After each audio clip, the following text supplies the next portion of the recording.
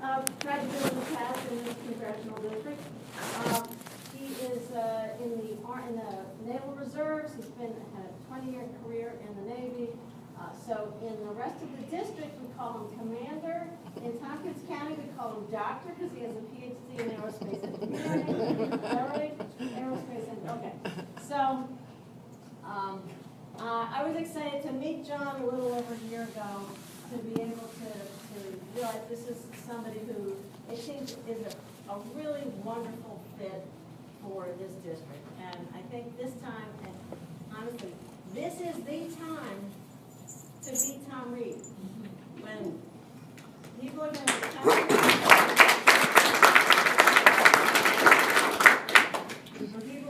coming, out to vote, and we don't have to actually carry each one of them individually because other campaigns are going to drive them to the polls, but we do have to make sure people know somebody's running for Congress and he's going to represent you and he's going to be the voice that we need in the 23rd Congressional District. So with that, John's going to talk for a few minutes and then we're going to give it to Chivo. She's going to tell us the work we have to do tonight and how to get organized for the coming months. So here you go. Welcome, John. Thanks for coming in. Thank you, Martha. No, you go ahead. Give that hand to Martha right there. First of all, thank you, Martha. Thank you, Irene. Thank you, Chivo. Thank you, everybody, for being here. This is huge. And first of all, this is the first phone banking opportunity. Now, not all of you knew you were coming to make phone bank calls, but now you're stuck here. And you don't have anything to do because it's such a lousy day outside. So I really appreciate your help. This is an important election. It is awesome to see so many people fired up already. This is great. I think you all know that this country is a little bit on the brink right now. We still don't know how the primaries are going to shake out on either party, but in either case, no matter how it goes, it's pretty clear right now that we're going to either have to choose the path of, well, I'll be careful how I say this. We could go in a really dark direction if we're not careful as a country this year, okay? I think you can all see that. Maybe it's why you're here right now, and thank you for that. I hope you think that I'm on the side of light. But there is this undercurrent of frustration in the country that I think a lot of us can understand, especially in rural areas. But we all have to be on guard that we don't channel that in a very dark way. And it can be channeled very easily in a dark way. That's the wrong way. It's the wrong for America. Frankly, it's not even America. And we need to stop it. And that's what we're going to do this year. We're going to do that, and we're going to do it in rooms like this, all over the district and all over the country, and we're going to make sure that doesn't happen. So this hand of applause is for you.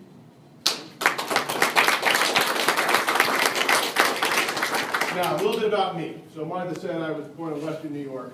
I was born in Jamestown, New York, which is 3 hours by Google, but 3.5 hours with a dog. From here, I've got over 120 years of family history out there.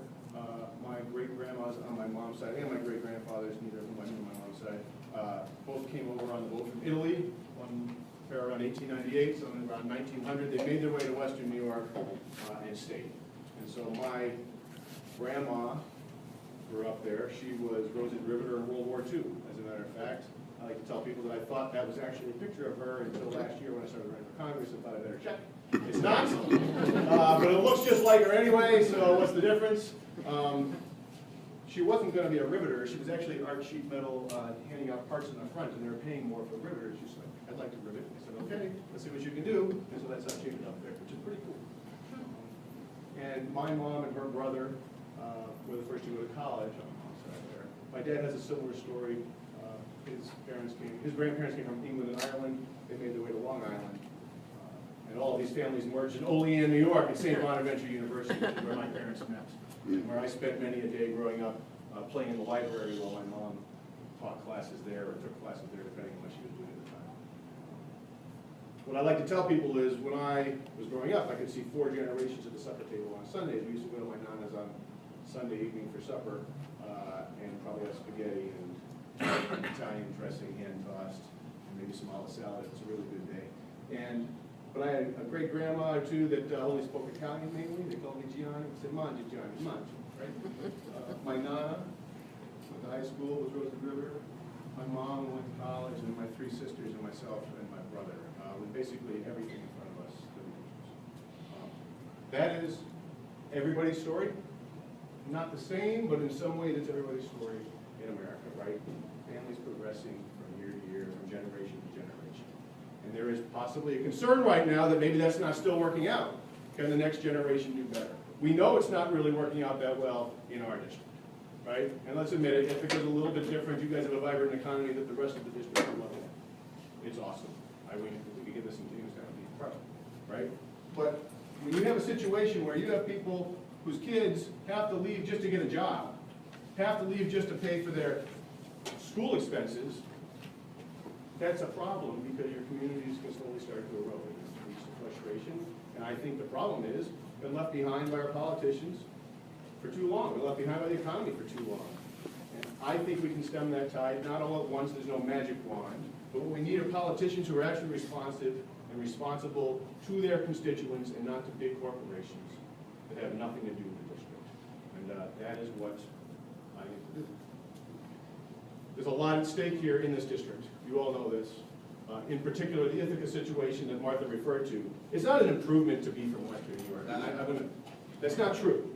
But the problem is the way your current representative has held office, he has done it in as divisive a way as possible. He has run against Ithaca as a community. So he does not represent Ithaca. He doesn't even care to represent Ithaca. And so what Martha's referring to is these awful attack ads he ran.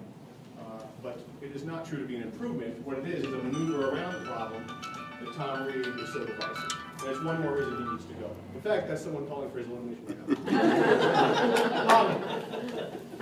So that's one issue, right? That's very specific to here. But there's a lot of things at stake. The environment. How many people think the environment is something we should defend? Go ahead. Go ahead. I know you do. I do. All right? That's a very broad and boring statement that any politician can make, right?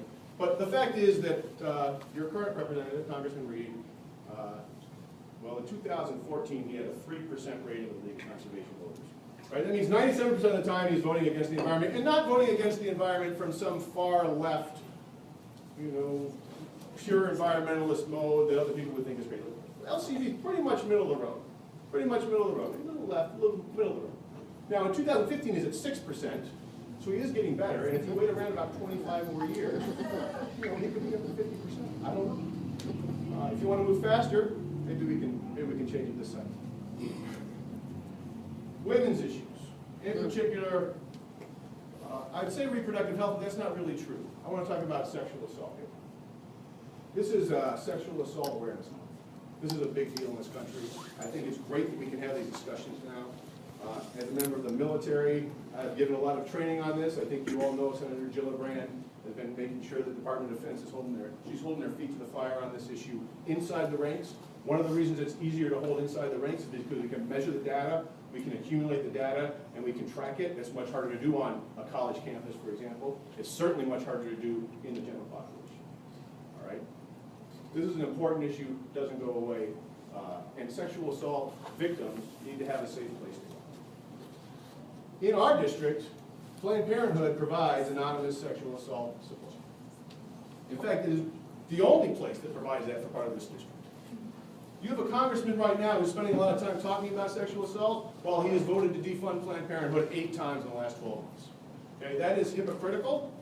It is damaging to this district. He's doing it purely for political reasons, and it's one of the reasons I am frustrated with Congress, and one of the reasons I am running. And I'm sick of people saying one thing and then acting completely against the interests of their constituency for one more political. I could go on with this.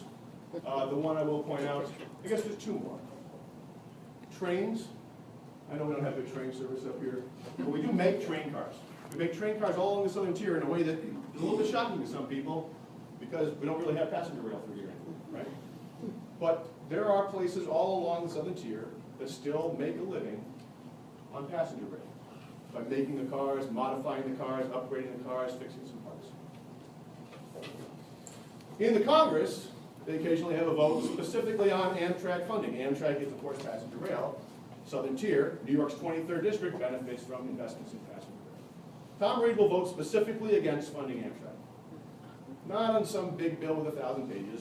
One bill, one page, vote no, defund Amtrak, defund Amtrak, defund Amtrak. Just like Planned Parenthood, right? But then when a contract comes through for Amtrak or for Alstom or for some of the passenger rail cars, he tries to show up and take credit for it. Why? Because no one's holding him accountable. Well, we need to hold him accountable. You can't keep doing this thing in DC that is totally against the interest of your community and coming back up here and pretending everything's well and you've been working hard for it. All right, that's a lot of negatives. Here's a couple of positives. I was in the submarine force. Submarines are cool. Really cool. Right? I was protected from the ocean and death by a couple inches of steel and 135 well-trained crew members who were all on the same team. You don't care what color, you don't care what religion, you don't care what age. Some guys don't smell so great. But you can't even care about that because you're all on the same team and you all have the same mission, and the goal is keep everybody safe, get the job done, come home. Right? This is missing from our Congress and states. It is missing. There is no sense of we are on a mission together to solve some problems in the country. It is a mission of results for the American people, and then where the chips fall where they may, then which party fails to determine who provided the best input. Instead, it is constant bickering, constant political cheap shots. And if that analogy of Congress moved back to a submarine, that submarine would sink. Because someone would say, man, if I open this valve, I could knock off those guys, right? And it would sink.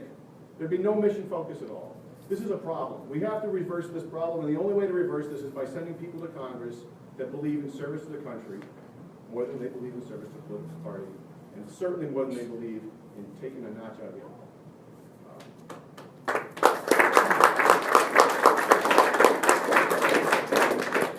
And I'm just going to commit to you that that's how I will. And I know I'm an ethical when I say this, but I actually will not care if it's a Republican idea. If it's a good one, we should support it. And if it's a Democratic idea, and if it's a bad one, I'm not going to support it. Okay? And the focus is, how are we doing for the country? How are we doing for the city? This district needs an economic boost. It needs help. It needs someone that can work with Albany, not just throw stones at the governor because it's convenient. It needs someone that can work with members of both parties to try to bring some results. And guess what? World economies exist on both parties. So maybe we get going instead of just fighting. I have one last piece, then I'll take some questions and answers. But when I started my petition process, the very first door I went to after I went to my parents was just down the street from where I grew up. They live in the same town and ran up where I grew up. Mr. Brown. Mr. Brown, I used to sled on his hill when I was 4 years old. My nieces and nephews sled on his hill now. And I did not know he was a Democrat until 2 months ago when I started the petition team on the list. Like, oh, he's a Democrat? Cool. So I go over and try to ask him, because only a Democrat can sign a Democratic petition in New York. So I walked in. It's like, oh, John, come on in. He's sitting in his old recliner, kind of like a lazy boy stuffed chair, and he's sitting with his brother. So Mr. Brown's maybe 87, and his brother is 85. His brother is Ted Brown. Ted Brown was my bus driver. Bus number 76 that I took to Randolph Central School every single day, I guess until about senior year when I started walking, and maybe I could sneak the car out every now and then. But roughly took it for 12 years, 13 if you count kindergarten. So Roger is a Democrat, Ted is a Republican. They're both lifelong members of these parties. That is very interesting. And they are sitting there having a great time, laughing it up, and basically demonstrating in front of me that Republicans and Democrats get along all over the district and all over the country. The only place they don't get along is in Washington, D.C., and that's what hurting us. And they wanted me to say this. First of all, Ted Brown was so sorry he couldn't sign my petition. But don't worry, I will have his vote. But he wanted to say to me this, and they said this specifically to me, so it's not like I'm parsing these words. When they were in their youth, an elected representative, whether it was at the state level, the county level, town level, Congress, did not care what the political inclinations were of their constituents. Once they were elected, they helped everybody. And I think that is missing even now. We are dividing this partisanship all the way down to the county level, and they said, please just make this up. So that's our goal. I would love your help in that. It's going to be a lot of work, but we can win it this year. Martha's right, 2016 is the year to do it. Being from Western New York doesn't hurt. Being in the military is very helpful because I will just tell you, it punches through the noise. It punches through the noise a lot of veterans in this district, a lot of people related to veterans in this district, and it's important because it's a message of service. What I've done with my entire life. I know many of you have done similar things in your life, serving the country, trying to make things better. Let's make it better right here. So thank you very much.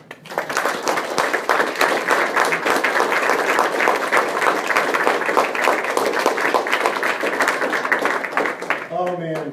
Okay, mine's a good first question, but I get one line of refusal. What did Tom Reed do about the presidential race? Oh, We all know. let's see. There's this guy named Trump. He is a he's a racist, hateful bigot. Okay, he's bad for the country. We need to stop him. Not only has Tom Reed endorsed him, he has then worked as his co-chair of his leadership team for New York State because it's more important to work for Donald Trump than it is to work for the district. So, boy, thanks, Martha. I thought it was already behind us, but it's not, obviously. And it's going to be with us for quite a while, and it's just one more reason this guy needs to go, right? It's just politics all the time.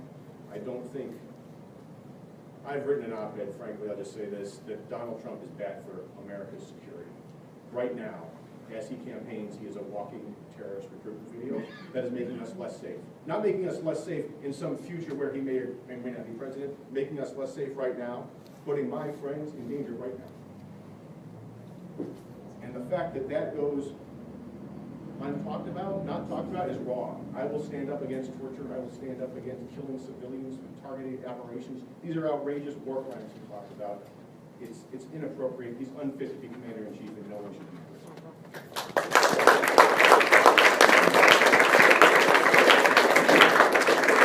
John, talking about punching through the noise, guns, Second Amendment, Sure. SAFE Act those are big issues in Southern New York, not necessarily in the rest of your district. How are you going to deal with that? Right, so the question is about guns and the Second Amendment and basically the whole issue, right? So first, let me say this. I'm a hunter. I have an Ithaca shotgun. I know that's not popular here, but I will just say this. It's a very good shotgun. I mean, it's very well done. Really nice. And that's a weird thing. If you don't own weapons, and I just say it's a beautiful piece of machinery, that doesn't make any sense to you perhaps. But I'm telling you, it is both a piece of art and a shotgun in a way that I think people that don't own guns don't understand. So that's the first. You don't have to fire us. No, that's fine. So the second thing is this. I've been around weapons my whole life. Well, not my whole life, BB guns, and then, but since the military, right, basically since 18, I've been around different weapons. I'm qualified on rifle, I'm qualified on pistol. I'm not great at trap, I'm not gonna lie. But I'm comfortable with them. I have friends that have a lot of weapons. I have friends that might have one. I have friends that hunt, I have friends that don't. This is important because we have a problem in this country on weapons right now where people that own weapons really don't know how to talk to people that don't, and people that don't know how to talk to people that do. I feel like I can do both. There are some basic steps that could be taken that we all ought to be agreeing on that don't infringe on anybody's Second Amendment rights. Closing the gun show loophole is one of them. Okay, you should not be able to buy a weapon at a gun show because you can't buy one at Cabela's. It's not that hard, it's easily done. This can be solved. The problem with closing the gun show loophole is that just closing it doesn't really solve all of the problems, or even very many of them. Because unless the information going into that background check is robust, it doesn't prevent access to a weapon.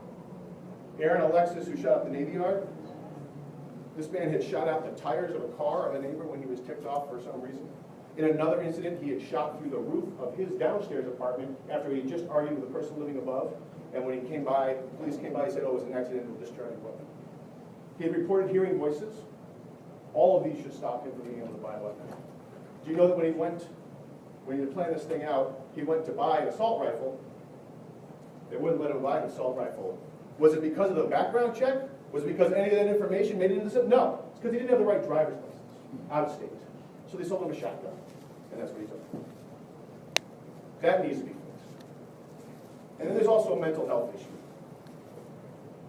There are a lot of politicians in this country right now talking about mental health when asked about guns, and then they don't do anything about mental health. My opponent is one of them. You can't just say, oh, it's a mental health problem. First of all, it's not just a mental health problem, it's all of our problems. And second of all, if you're not working on addressing the mental health problem, why are you in office in the first place? 22 veterans commit suicide every day, most with handguns. mass shooters, some percentage, somewhere in the third to half, and don't quote me on the statistics because I don't like to make them up, one of the intents of mass shootings is suicide. Some people call it suicide by cop, or maybe it's new mass shooting, kill yourself. But suicide is built in there. There's a mental health problem there. We are not going to get rid of all of these shootings. We could reduce the number, but we have to do it in a responsible way and talk. The only thing I'll add on that is I have a friend who is going through or has gone through some serious PTSD issues. He's in the Navy. He's not much unlike me. Right? He had the trust to confide in me that he was having. And my very first question to him is, do you have a weapon, and is it secure? And he did, but it was secure. He had already worked out a plan with his girlfriend to hide the weapon. She had the keys. He didn't know where it was. She removed the keys. He knew that this is a problem. And I can't help but think how many people would not commit suicide if they have one person that has to die. So, sorry. That's a very personal story. So, I think, to sum that up, that's a very long answer. There's a lot of things to be worked on. We can't just treat it as monolithic. It's not monolithic. There are a lot of different pieces to it. They can all sustain progress, and none of that progress will hurt responsibility.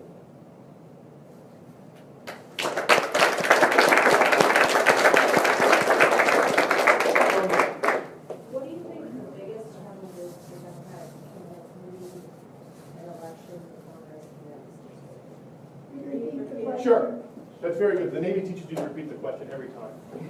RGQ or something, I don't know. But at any rate, the question is, what's the biggest challenge for, I think you said Democratic candidate in a district like ours, in a presidential year, or just in this district in general? In general. So, look, I truly believe that this district will be better represented by a Democrat. I think Democratic policies, in general, are better suited for rural districts. It's somewhat like the What's the Matter with Kansas book, right? But the idea that we all have, right? Depressed economies, poverty, hunger, and a problem of where you're going to get a job, right? These are issues that are not addressed by Republican policies. And how do I know this? Look, it's not been addressed by Republican policies. It's certainly not been addressed by a Republican representative. The question is how to convince people. Now, I will tell you, I think people are waking up to it. For all the things we don't like about Donald Trump, he's not pretending that the Republican Party has really solved anybody's problem in the Republican Party. Right? So there is a piece of message there that is, there's some truth there. And I think this year might be a good year to kind of pull the wool off some people's eyes. People are slowly waking up. I wish they had woken up 10, 20 years ago. But this year would be good. Fair? So you would say that the biggest challenge is that partisan way of thinking doesn't do that? It is, and let's not also forget this. If you're born a Yankees fan, because your parents are Yankee fans, you're probably still a Yankees fan. Now, you might not be. You might say at some point, hey, I'm going to switch over to, well, geez, I hope not a Red Sox fan, but maybe something else, right? But there is some heritage to it as well, right? And so getting people to say, well, this actually doesn't represent what I think that's the challenge, but I think it can be done through conversations, but not through abrasive conversations. Not through watching Congress punch each other in the face, but actually talking to people about what we need in this district and what we would be better off. So I think that's part of it. Please. In the back of the Yeah. Sorry, what's your name? Charlie. Hey, Charlie. A quick question, not relating to politics. What class submarine did you serve on? I served on a 688 I-class submarine, which is the third flight of the Los Angeles fast attack submarine. Under ice capable, hardened sail, retractable bow lines. I have been under the ice. It was cold. And pretty awesome. The amount of responsibility I had as a 23-year-old is unbelievable. I think the most important, I disagree with you a little bit on the guns thing. I think you're going to have that in Tompkins County. But the 23rd and 22nd District all voted for, the predominant vote was for Bernie. And it might have been because of his gun issue and manufacturers in the West. I don't know, because he got all those votes. But all we want, I think, is honesty on your part. And I'm sitting here being just delighted with everything you've said. You know, I think this man is strong. He's a great speaker. You have a great look about you. And I love the stories about the youth in Jamestown, which was a union town. So don't lose that. Tom Reed, everything he has voted on, he says this, but he says, you know, I really felt that way, but I had to go this way. He has both ways on everything he does. Don't do that. Stand up for what you believe in. Say it strongly like you do, and you got our vote.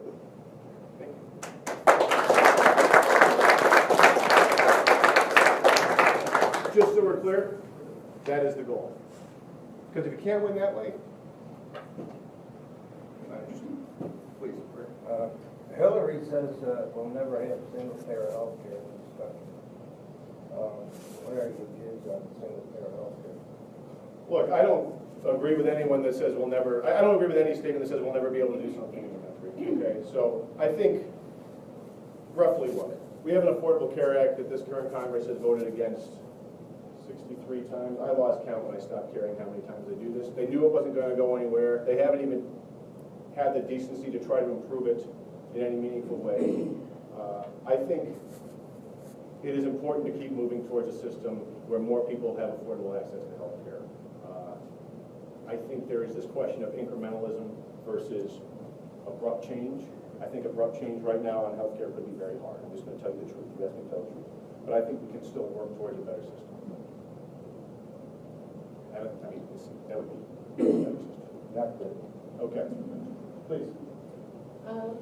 An issue that's come to light on the national stage, thanks to Flint, Michigan, is our water. Yeah. Safety of our drinking water. And that's an issue that is paying attention to now locally as well. So as we have aging schools, we've got a lot of buildings with lead pipes, soldering and so on. So what I'm interested in is how you would approach a problem that is kind of coming to light. It's just coming on the horizon now. So there was a story on the NewsHour just the other night, and the Carolina school here in Ithaca, people in that school were featured, and parents had not heard about the problems with the drinking water until, you know, it was already a problem. Is it So, lead? yeah. So if you could tell us how you approach a problem that is, maybe I'm not being fair here, but is really an emerging problem right now. How do you approach things that are just coming on the radar? So the question is about, I mean, the specific question is about drinking water contamination with lead and how, because of Flint, more and more of us are going to suddenly start looking at our water supply, and clearly some people are going to find things we don't like. Maybe many of us, we don't even know yet, right? Especially in our schools. Right. Well, especially in schools and especially in your home, right? I mean, if mental development is more important from 0 to 5 than 6 to 12, the home is going to be pretty important too, right? And so the question is, how would I approach that? Because here's what I'm thinking as you say. The first thing that Flint really worries all of us about is, can I really not trust the government to do this right? Is someone really going to take a political stance and maybe I better not tell people about that, even though their kids are in danger? Unfortunately, it looks like that was true in Flint, right? So hopefully the situation here is, wow, we better look at this tighter, right? Maybe we better have some independent people look at what this, sample our water so we don't just rely on the government. Right? So one, I would like to make sure that there is an independent board doing water sampling to make sure that it matches the results of whatever municipal government is in charge of that. That would be one. And the second thing is, one of the biggest roles of Congress, I think, is oversight, right? That includes shining a spotlight on issues and then not backing down until they are actually fixed, not just someone tells you they're fixed. And having someone tell you something is fixed is not the same as something you fix, right? And so I think that's probably the biggest thing, remember, an individual member of Congress can do is shine a light on things and force action. Inside the community, I think a thing missing from our and many representatives is using the ability to pull people together, because I can certainly get, if elected to Congress, when elected, I will certainly be able to get the Ithaca Journal to show up to a meeting where we talk about this, and I think I should get some scientific experts to show up to talk about this, chemistry, water chemistry experts, and maybe some union guys to talk about the metal and figure out what might have been approach that we could agree on. And that is outside of, all those things I'm highlighting are outside of Congress. Because Congress would be one of 435 people, and we can work on it there, but you can actually work faster. That's kind of how I would work. I think, last one, Mark, you're going to have to pick, because we have 3.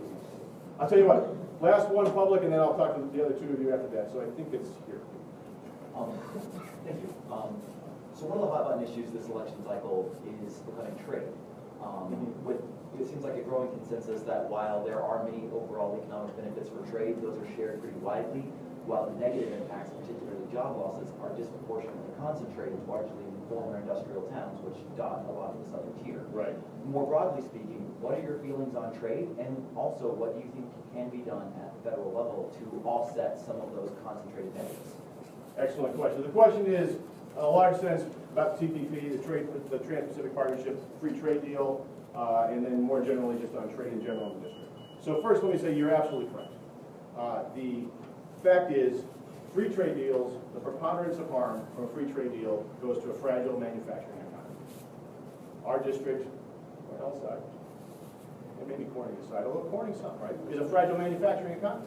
Got a bunch of small manufacturing pockets here and there. It used to be much bigger, much bigger. Many of those jobs have already gone overseas or become automated, and a free trade deal would hurt it even more. So to represent this district, a person has to be against these free trade deals without some overwhelming amount of support coming the way of a district that's going to get hurt by this.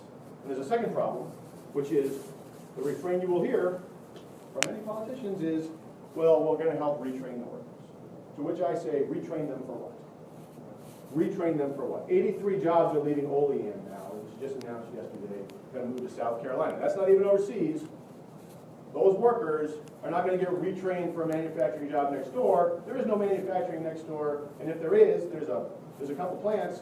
They don't have 83 jobs there, so there's nothing to be retrained for. And so this is a real problem, and I think we have to solve it. It's one of the reasons our southern tier has eroded so much. I am proud to note that I was against the TPP from the beginning because of the basic economic principle. This is not a question principle. This is the basic economic principle of free trade that hurts manufacturing towns, right? Tom Reed has voted for every free trade deal in any form that he has ever seen in the entire 6 years he's been there, okay? He will tell you maybe now that he's against it, but the only reason he's against it is not because of us, because of fair league. And so he's going to switch and try to take that out. We're not going to let him take that back. That's Plumb. Fair? All right, thank you.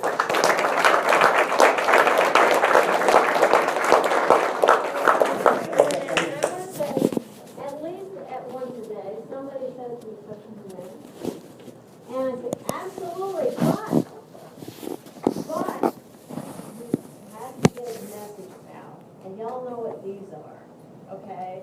If you're arguing on this, probably a couple of messages